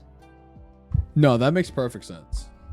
I'm very, we talk about death of an author, right? And like, it's not the exact way to use it, but that's kind of what happened to J.K. Rowling. I do not associate her with Harry Potter in any way, shape, or form. Yeah. And that's what kind of bugs me about the whole Hogwarts Legacy thing is there is a very prominent character in the game who is trans. Yeah. And the developers did that as a direct middle finger to J.K. Rowling. That was such a bad time to be on the internet. Like, it was, oh man, like I remember that there was the list that came out. I remember everything that was happening there, and it was just bad vibes. And I feel bad for all the people that were affected when that shit happened. It was just just gave me the ick. Yes, and I understand people being very I'm trying to think of the best word of just, I guess, standing their ground about it, but I feel like there are people who go too far. Yeah. Right, like to the point that there's never a point in any conversation where it's okay to attack somebody. Right? Agreed. Like me and you at a certain point doing anything, we can disagree. It is okay to disagree. Disagreeing on something, but still, being civil about it is how we get debates. Exactly. And like the way, finish your topic, then I will talk. You're good. But it's just, even if something is terrible, if somebody did something terrible, right? If we ever talk about something on this podcast or just during any sort of streams where we mention something negative, that's not that person's negative, go attack other person. That is never going to be the answer, right? Correct. You can voice your opinion. You can have a contrarian opinion that's completely opposite of everything. There should never be a time where that turns into any sort of assault or bullying. I will agree. Like, we were talking about, I am not going to retread this topic, but like we were talking about AI over the weekend, and exactly that. We may have opinions that are slightly different, but we can still have a conversation about it. Yes. Yeah, we can definitely have the civil side of the conversation, but it's good that you're coming from it from a point of view of a programmer, right? Yes. And I'm coming from the point of view of not actually an artist, but someone who supports artists in every facet that he does, right? Absolutely. Yeah. And we can both talk about the middle ground of like using AI as a tool and not using it as a replacement. But yes. I think for us, like where that difference kind of lies is what is the tool, right? Where the line is drawn. Where is the line drawn with that tool? And it's not a negative. Like I walked away from the conversation and I was like, no, like it is good to see somebody from just with it's we didn't really have different opinions on it. Yes. Like we just had different thoughts of how to get to the end goal from it, genuinely. Yeah.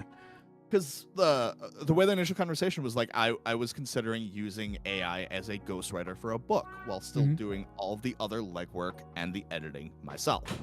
Mhm. And having the conversation of that's still probably towing the line of this might be a little too far in terms of using it for the creative. Yeah. And I agree.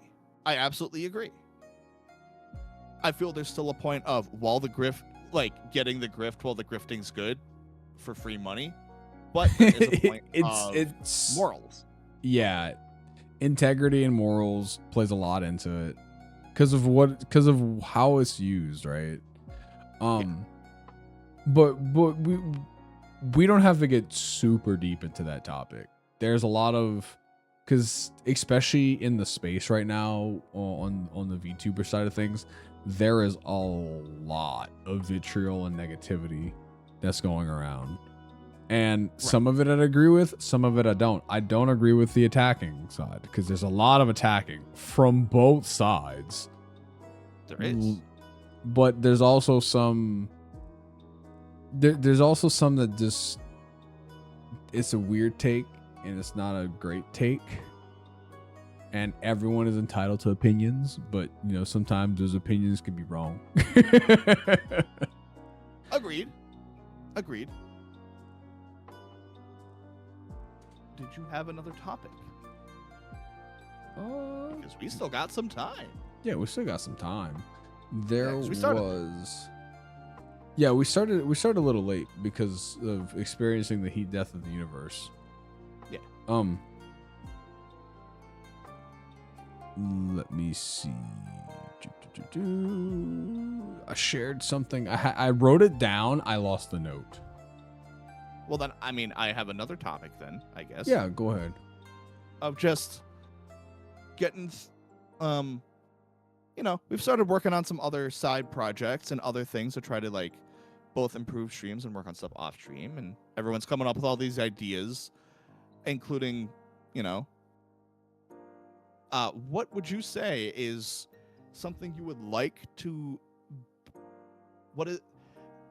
if you had all of the extra time, what is a project you would like to build to better your stream? Just like if time specifically was no object. Of time was no object. I mean, I genuinely want to learn how to. There's a feature in my Discord that is just a surface level feature right now, and one of the things is picking a Fire Emblem class, right? I wanted to play around with the idea of making a map and having, you know, some enemies on that map, and then anybody can have like a little RP text style on the Discord to kind of engage with the Discord and move your character around. And so then you can kind of play just Fire Emblem, right? You can play Fire Emblem with a text client. That would be pretty sick. But there's not enough time in the day for all of that. I understand that because one of mine was along the same vein was I have been looking for excuses to learn game engines. I wanted to build a full-on custom stream RPG that chat can integrate with, that chat can interact with, and have it also integrate with the Discord when stream is not live, so that people can essentially use Discord to grind, be in the Discord to grind their XP, and then come back to the next stream to go and continue their adventure. Oh yeah, that sounds really nice. I've seen another friend of the channel, Ryufu. He actually has he does mostly D&D streams, and he'll write down all of his concepts and stuff like that, and he'll stream his process. But you can level up in his chat, right? You can go and you once a day you can train, and they would be really cool if you can take that and translate it to the stream from the Discord and vice versa. Like, I definitely have smaller plans for stream interaction. Like, I've wanted to make a farming sim. And especially when there's a bunch of us trying to, like, work on projects together, being able to be like, well, let's work on something together that is then unique for this subset of people. Yeah. Yeah. Because then it's not a solo project, and it's not, because motivation for programming side projects is rough. I mean, when you do it all day for work, I understand. Yeah. That's why it's like, I am down to sit down and take these tutorials and we can all learn this shit together. Yeah. I've there's a couple of things that I've seen people recreate like old NES games in Godot. There's actually one that I really like, you know, talking about Zelda.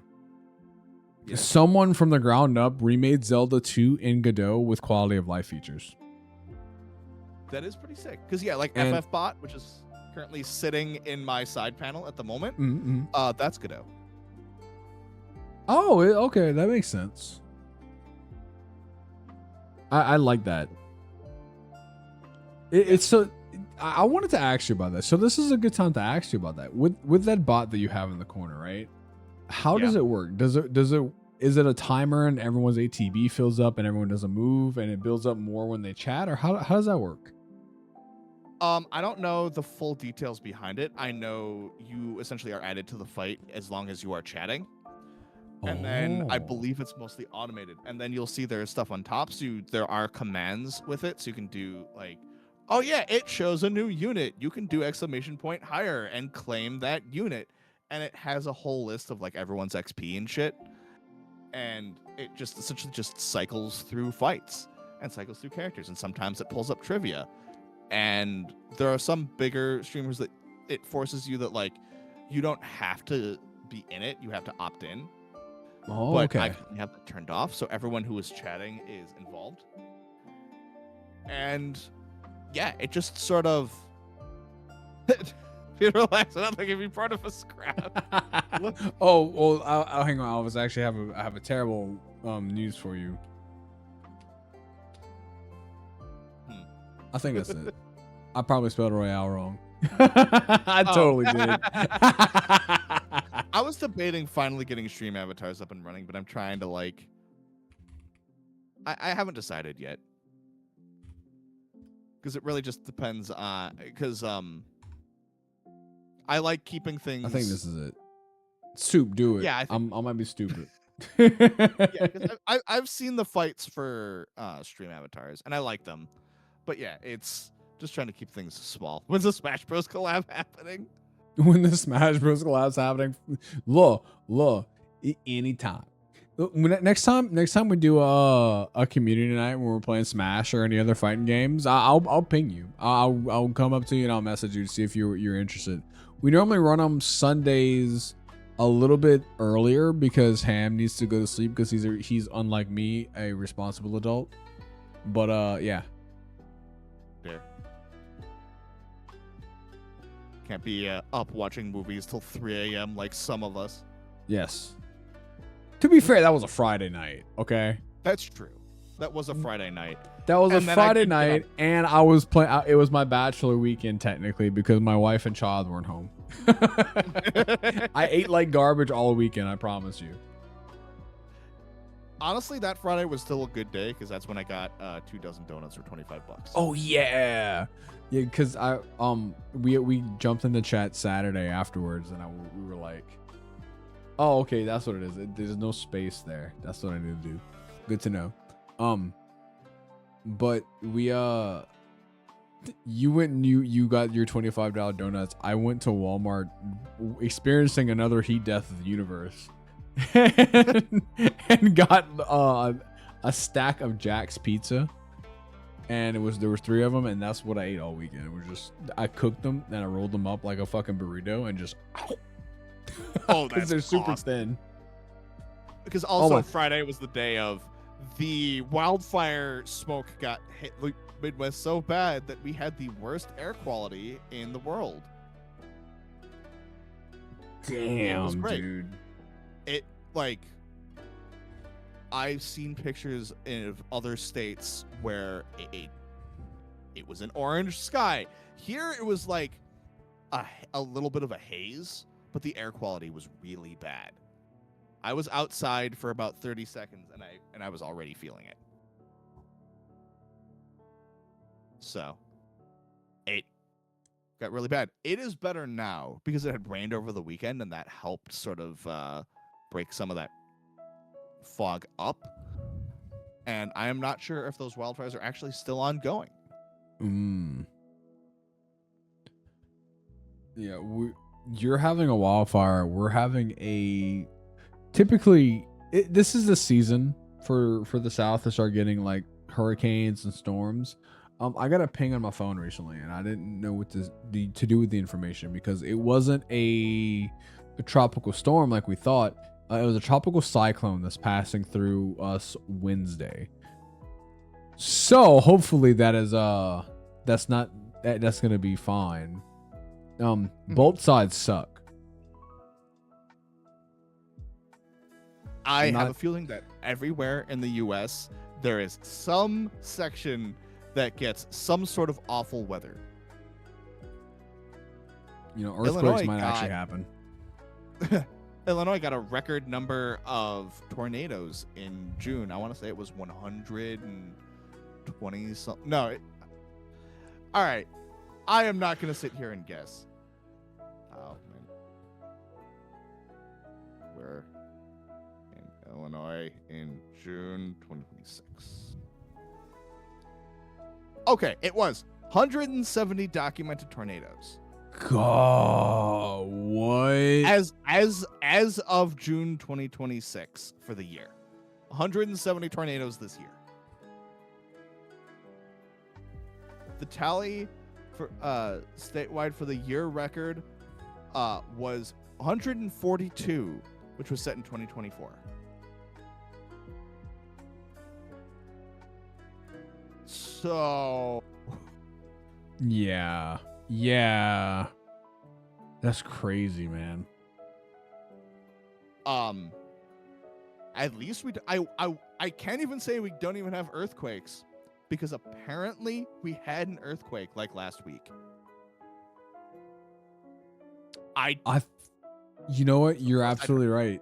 I remember hearing Aku and Elo talk about it. and Aku, Elo just slept through it. And I'm like, mood, that's what I do during storms. Yeah, I didn't even know what happened until I read about it the next day.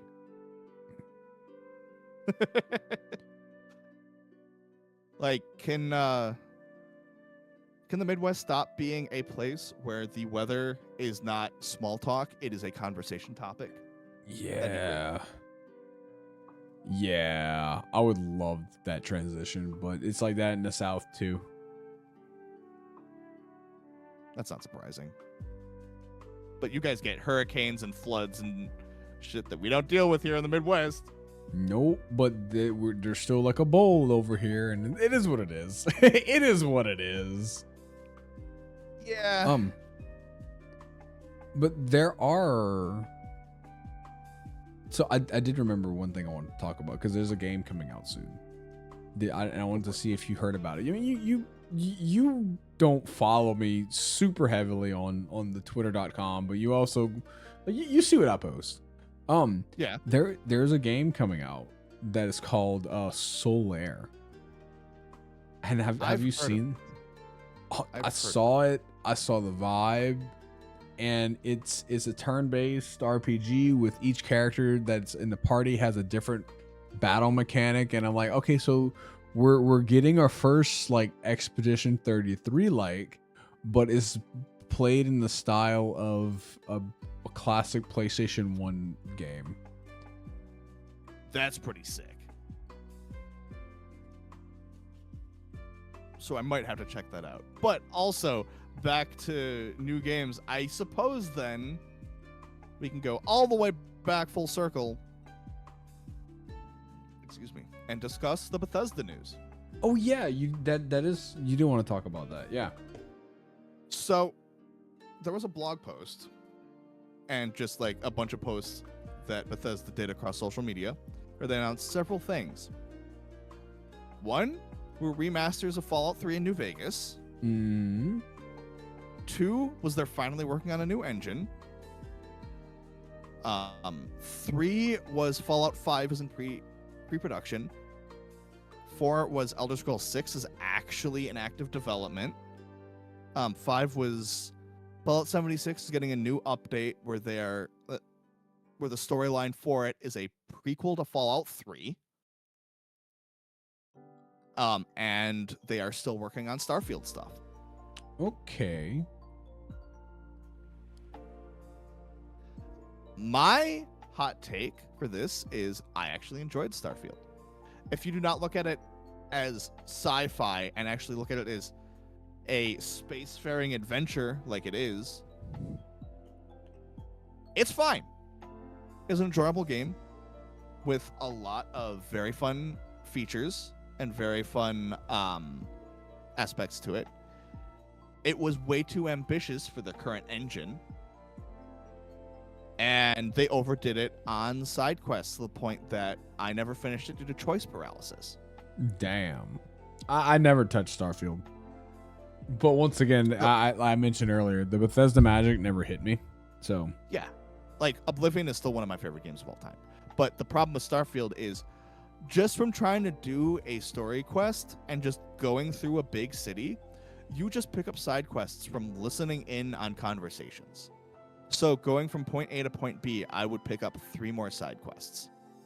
Yeah. And hit choice paralysis of what to do next. Oh yeah, Oblivion is making another Fallout. That was the last one. Oblivion? You mean Obsidian? Obsidian. Okay, I heard about that news. A lot of people are talking about it. Oh. Yes. That was the one of the meme with the CEO of Microsoft pointing a gun to Todd Howard of, you will give Oblivion back. Or not Oblivion. I said Oblivion once. Where you will take Fallout and give it back to Obsidian. We're both under the same we're both under the same parent company. We will play nice. And that's where the meme came in. that makes a lot of sense.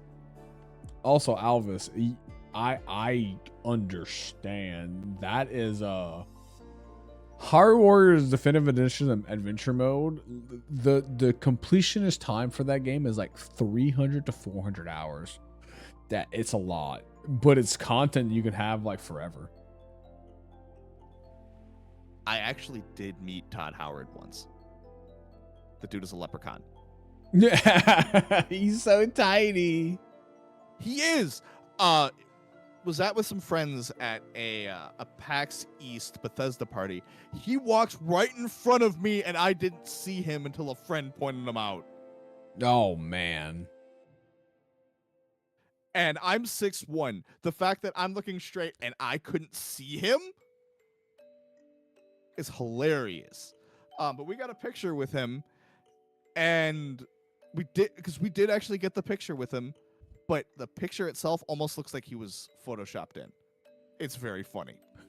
And then he was ushered away to a small closet. It was very funny.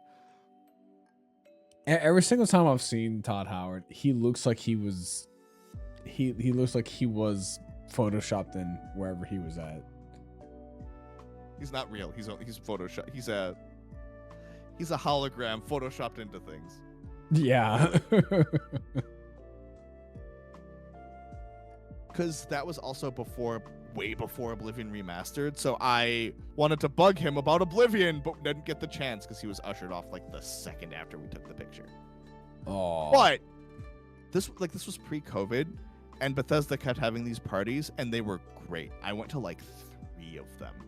Two years back to back at PAX East and one at PAX West. It was, hey, go stand in line for this party. Come get free food, free alcohol, and a free shirt, and play some games and hang out and be okay of taking pictures. And it's great. There was a Fallout themed one, and I was like right before 76, and so there's a picture that I took of just me with a Fallout party hat askew holding a drink. Huh. Okay.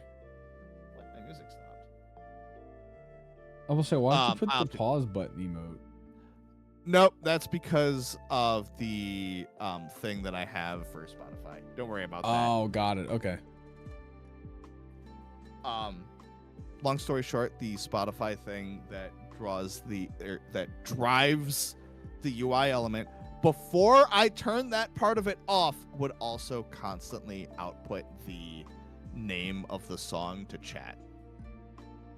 Oh. And so I stopped it from doing that, and I just need to figure out what's driving the pause and play. What I ended up doing, because I use I got YouTube Premium. I have the app for YouTube Premium, and I just use the 6K Labs that B posted, and that's what I've been using since then. And it works great. Like, it genuinely works great. Yeah, I have a Spotify thing that just I have in my overlay, and John debugging his streaming stuff. Yeah. Yeah, and it's just stuff that's driven from StreamerBot, and then also just through Spotify and virtual audio cable, it goes to the stream only output so that the Spotify does not go to the VOD to keep things from getting muted. So the VOD, when people watch it, will have no music. Got it. Yeah. You and Soup do that same thing. I ended up just using royalty-free music, or music that is okay that the creators give you in stream, that allow you to stream. It just so happens that anything that Game Chops makes with lo-fi, they allow it to be streamed as long as you credit them, which I do, because I love their shit. Like, that is one of my favorite things is of music is lo-fi. If I'm doing anything that I don't just want to listen to lyrics for, I'll put lo-fi on. You know, I have friends over, lo-fi goes on, and it's just something that I keep in the background. Because I have rigged my brain unintentionally to just video game music happen, productivity happens. Right? Sure. I blame grinding. No, that's fair. The biggest reason why I have things the way I do is also because then I can do song requests. So technically, people can just pull song requests from Spotify. Oh, that's nice. I do have it set so that the command only works for subs. Well, for subs and VIPs, I believe. And that's mostly so that I am not sitting here with a queue of meme songs, but that's also why I do not have Spotify go to the VOD.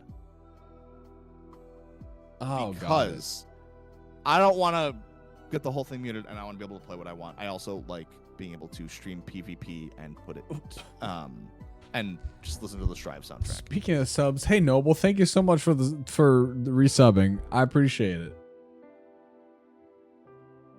So that's why I do it the way I do, but I would prefer having a better overlay for the display.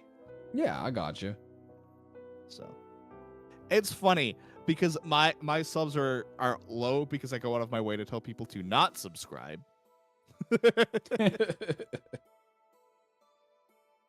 I don't tell them to subscribe, but I don't tell them to not to subscribe. It just happens. I tell people, don't subscribe. Don't give me money. What I've been doing is, because I've been fucking Mike Heo Media Storm keeps gifting me like fucking 25 subs every month. It's ridiculous. I've been taking that income and funneling it back into the stream. Like, I use it to pay B, and I use it to get art, and I use it to enhance what I have here. So it's doing what I wanted it to do. You know, Ludwig's doing a stream university thing right now, and one of the things that he posted on there is something that I unintentionally did when I started out doing everything, and I felt I felt very comforted with that. And what that? Oh my God, B, what did you do to Soup? He's huge. B's also huge. But that's so cool. Oh, I didn't know you could do that. I understand that because I do not stream very often. I don't want people to give me money, because like, yes, when I do get payouts, it goes back into stream. But because I do not stream consistently, or I guess often, I would rather people not give me money. I understand people don't want to see ads. It's at the point that I push people to Twitch Turbo. Because depending on how many streams you watch, it is actually a useful service. And I would rather someone pay for Twitch Turbo so they can watch my stream ad-free and other people's ad-free than give me money directly. I got you. Like, I mean, like, you also still get some sort of revenue from that as well. But also, I've had this conversation with Ham before. He's not doing it for revenue. I'm also not doing it for revenue. I started this with the intention of what happens. Yep. Right? That's exactly what I do as well. And I think there is some... I think I'm very fortunate in what has happened recently. Like, I couldn't... I don't know where all of my following came from. It feels good to have people here. Like, it's nice. And I like, especially that and getting hit up by a developer and getting, you know, the prompt from that, like, it, like, that's sick. I'm so happy for you. The fact that how much your shit's been picking up. I don't know what to. I don't want to brag because it doesn't feel like anytime I talk about it, it feels like I'm bragging, and I don't want to do that. It's just I find myself in a nice position, and I'm having a good time doing what I'm doing. And I think because I'm having a good time, and it's very obvious that I'm having fun with it, it draws other people in. Right. And that's exactly true. It I'm does a good draw socializer. people in. Yeah, I've been told that too. I know how to network, and I guess that's kind of what this is. It is. Partially. Like, that's why just like the networking part of streaming is its own job. Yeah. Making a stream that is not full of scuff so people want to stick around is a big deal. Look, hang It's on. hard. Do I have to pull up that picture again? do I have to pull up the Scuff King picture again?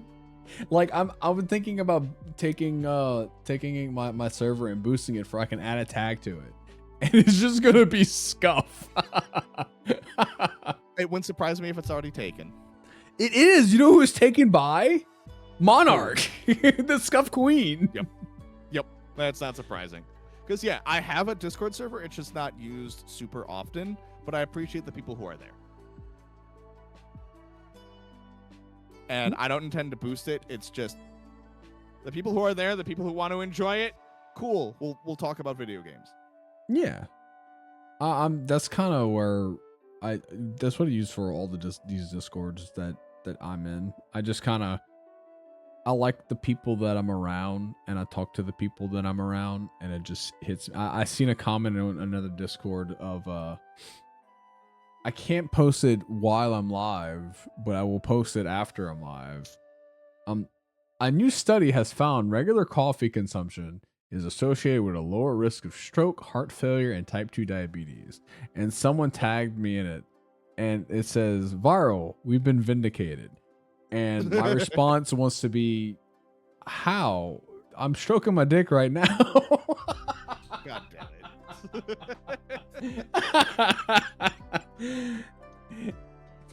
And it was funny. That is pretty good. It's so stupid. Well, we have now hit 10:30. If you would like to start wrapping up. I'm trying. I was looking through something, and there was a topic that I want to talk about, but I can't find the topic, and my brain's not letting me remember what the topic was. Oh, hey, going back to video games. Mischief Makers got us recompile.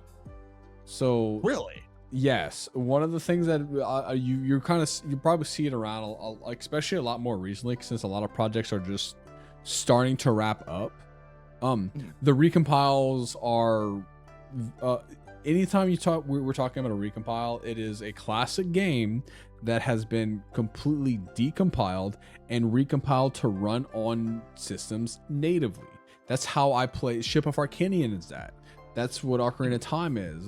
They got one for Majora's Mask. Paper Mario just got one. Mischief Maker's got its one. I believe Banjo Kazooie is almost finished. But the reason why it's interesting to bring up is it allows easy accessible mods. It lets you add that level of easily accessible support. I can just on all of those recompiles that I have, as long as I find the right model or I make the right model, I can overlay it to where I want it to, because it automatically communicates to you if you have the right folder. It makes those easy, which also means randomizers are easy. and I love me some randomizers. Fair enough. Because yes, I knew there was a recompile for Star Fox 64. Yes. Because that is still one of my favorite games. Did you play the remaster? I don't have it yet. It's on my list to grab probably within the next couple of months. But the 3DS remaster was my reason for buying a 3DS. Fair. Completely fair. My 3DS is sitting right here, completely open. It's just Because now, I have not bought the Switch 2 one yet because it's just the same money. game. No. It's just I fully plan to buy it. Money though. Oh yeah, that's true. You would spend all your money at Anime Expo and the HoloFest. That's completely I sure fair. did. I sure did, he said.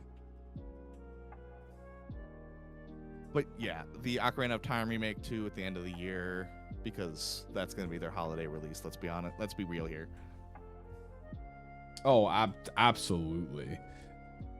Yeah, Alvis, we were talking about that actually the last podcast episode. It's weird that the Nintendo Switch 2 has entered the level of this is the most affordable game console to buy currently, and it's worth it now. Like at first I was like, no, you can hold off on it. Bonanza was fun, Mario Kart World was fun. Now everyone's porting their games to it, and we're getting really good games. Like if you haven't played Bravely Default, the remake of Bravely Default on Switch 2 is really good. I'd argue it's the best way to play it, as well as now we have Ocarina of Time. You know, we got Star Fox, Rhythm Heaven Groove is out, Tamagotchi Life is out. Even though you can play on the Switch 1, it's just another game you can play on the Switch. I've been playing 7 Rebirth on Switch 2. Yeah.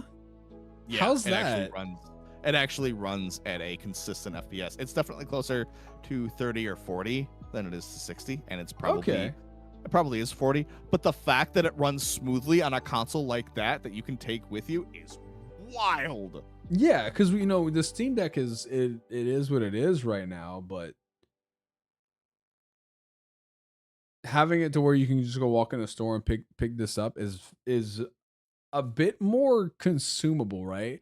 I've always seen this like Steam Decks and now the Steam machines, like you have a good bit of them, like just the electronic handhelds that you bring around with you. Yep. Like your fucking Bob Wolf and Wolf Dens Gaming. I don't know if you're familiar with him, but he's I'm really, aware. I like Bob.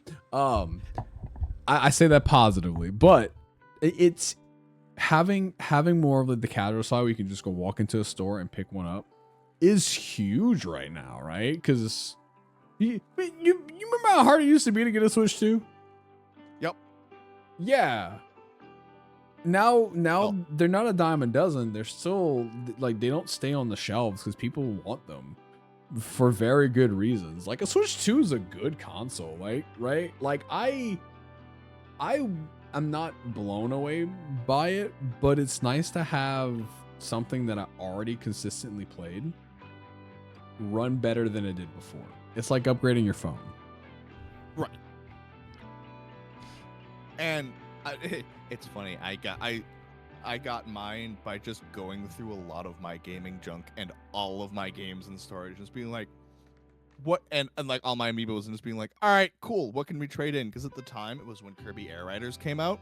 Oh, and so there was the trade, and so it was like, you get this percentage more, and so I was like, cool, let me just go take everything, and I traded in like a bunch of controllers, a Switch Lite, like 15 amiibo, a giant stack of games, and was able to, through trade-ins from stuff from like the past 8 or 9 years, get a Switch 2 Air Ride, Bravely Default, and a Pro Controller.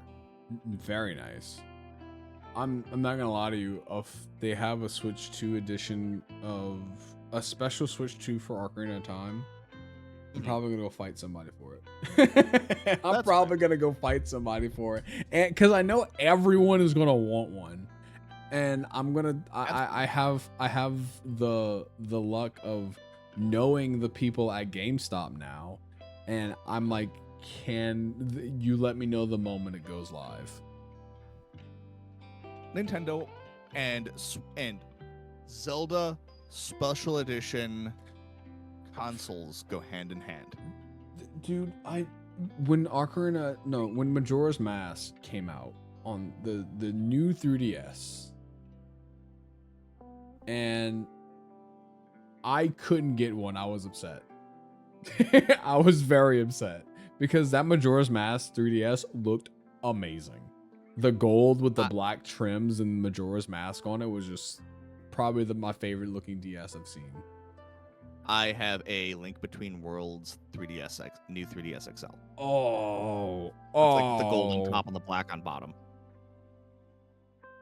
Those are so nice. I appreciate that one so much more now because I love, as time progressed, I love Link Between Worlds more and more.